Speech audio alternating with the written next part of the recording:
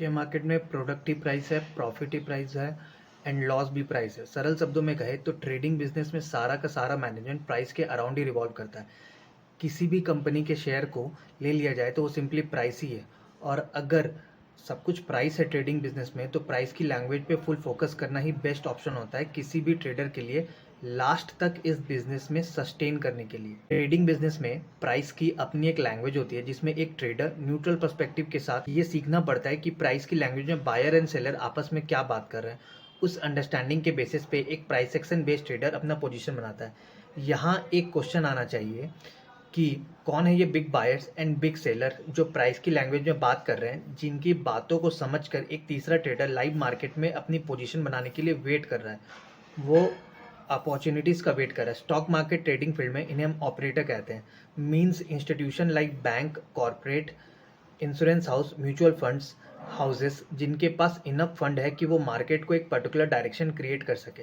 सारा मेहनत इस लैंग्वेज को सीखने में है।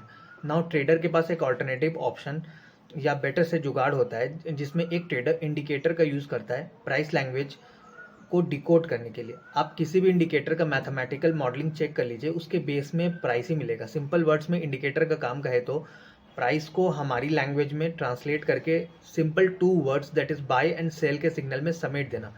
इंडिकेटर के साथ सबसे बड़ा दिक्कत ये होता है कि इंडिकेटर कभी गलत तो कभी लेट सिग्नल देता है। इंडिकेटर हमें लिमिटेड ट्रेडिंग अपॉर्चुनिटीज देता है, जबकि प्राइस एक्शन करंट मार्केट के स्ट्रक्चर को ज़्यादा clear, accurate and better understanding के साथ अपॉर्चुनिटीज़ प्रोवाइड करवाता है ट्रेडिंग के लिए।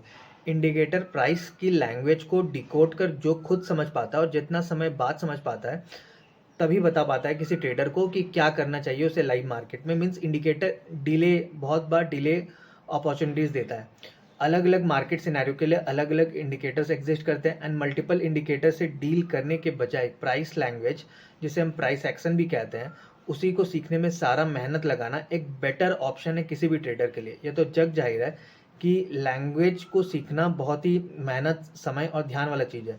सो ओवरऑल समरी यही है कि अगर प्राइस एक्शन सीखने के लिए एक trader time and efforts they पाए तो ट्रेडिंग बिजनेस में लिया गया ये सबसे बेहतरीन कदम होगा। नहीं तो इंडिकेटर है ही, काम तो उससे भी निकल ही जाएगा।